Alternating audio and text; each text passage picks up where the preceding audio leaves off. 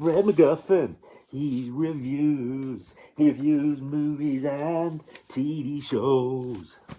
Okay, Eye of the Tiger, 1986. This is an 18s movie.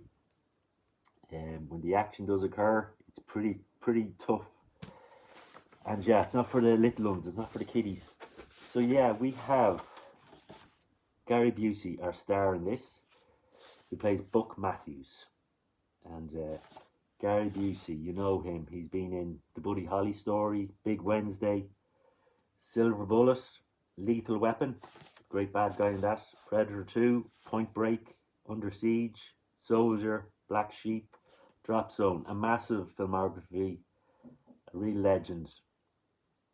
And yeah, he's great in this. He's yeah, I've never sort of seen him in a sort of hero role like this, taking on, this sort of, what would you say, Stallone type role here, or Schwarzenegger. And yeah, it suits him. He does a good job in this. This is directed by Richard C. Sarafin, and he directed a lot of TV, Bonanza, Twilight Zone, Maverick, The Wild Wild West, and Batman. And the movie he's done that I really enjoyed was Vanishing Point. And yeah, so he does a good job in this. He just does exactly what it says on the tin.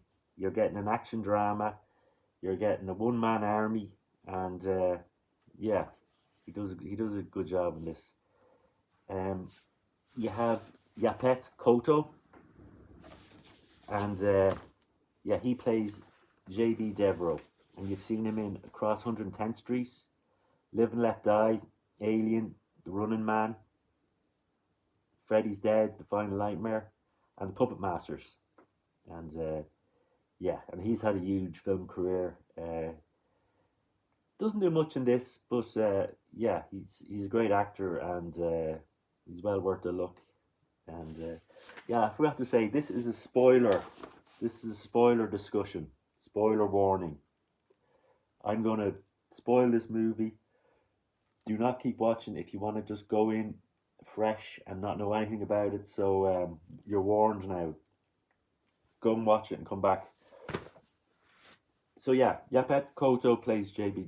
Devereaux, a friend of Buck Matthews. We have William Smith, who plays Blade, our bad guy. He's the boss of this motorcycle gang that have taken over Buck's town while he was away in prison. And they all wear the same dark helmets. They're driving the same type of motorbikes, sort of dirt bikes, and they go around terrorizing local people. And our hero Buck saves a girl who's been attacked by the motorcycle gang, and he's now a major enemy of these guys. And our man Buck just doing what he needs to do, saving the day and getting the woman out of trouble. And now he's the motorcycle gang want to take some revenge on him, because he gets a few of these motorcycle gangs with his action chops. And yeah, as I said, William Smith plays Blade, the leader of the motorcycle gang. Now this guy, yeah, I think I've seen him in so much stuff. I grew up with him in the 80s. A massive amount of TV work. I think he's been in every TV show you can think of from the 80s. Movies that you've seen him in, Any Which Way You Can with Clint Eastwood, Conan the Barbarian, Red Dawn, Hell Comes to Frogtown, and Maniac Cop. And he was Conan's father at the start of Conan the Barbarian. So yeah, he has a massive filmography, and yeah, massive amount of work. William Smith. And don't worry, when you see him, you'll know him. He plays a great villain in this. We have Burt Ramson, who plays Father Healy, another actor that has a massive filmography. You'll know him when you see him. And you have Seymour Cassel, who plays the sheriff, who's turning the other way. He's not. He's getting taking bribes from the bicycle gang, so he's just letting them do whatever they want. And You've seen him recently in some Wes Anderson films. Rushmore, he plays the father of the main character in that. Royal Tenenbaums and Life Aquatic. So yeah, Seymour Castle's in this too.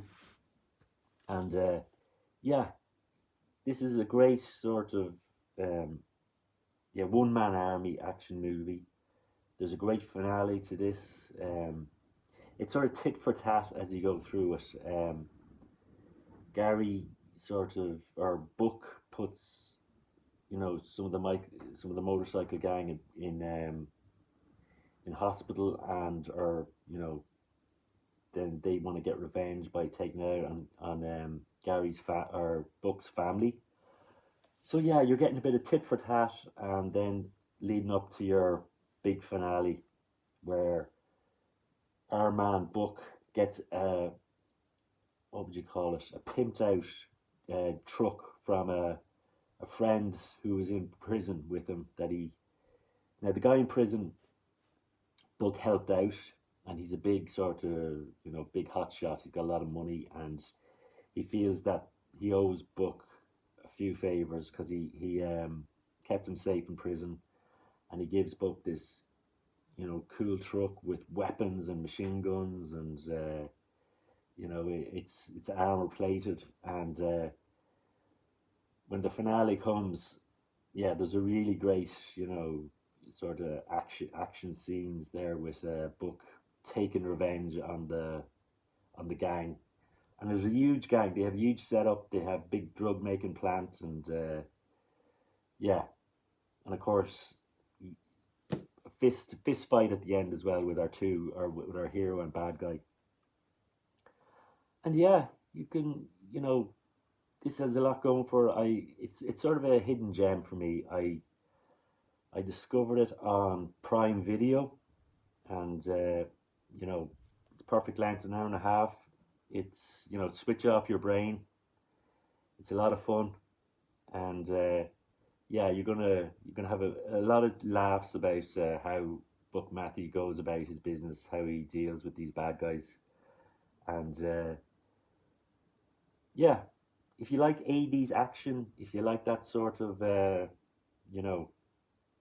as I said, one man taking on the world, you're gonna really enjoy this. Gary Busey, this is a surprise for me. I grew up with a lot of him in the 80s and 90s, and yeah, this was one I missed, and I don't know how easy it is to track down on Blu-ray or DVD, but I'm going to see can I get my hands on it. I'd like to have a physical copy of this, and yeah, check it out. You've got the Survivor, the band Survivor has the Eye of the Tiger music in this, and you might remember that song from Rocky 3. But now when you think of that song, you're going to think of this movie, and you're not going to think of Rocky 3. And yeah, great stuff. 3 out of 5 for me. Enjoyed it. And maybe I have this sort of sentimental, nostalgic view on this sort of movie. But yeah, look, 3 out of 5. It's good fun. It's Gary Busey, in his prime here, and I enjoyed this. So check it out. Eye of the Tiger. Rising up, reviewing some movies. Fred's finished. Goodbye.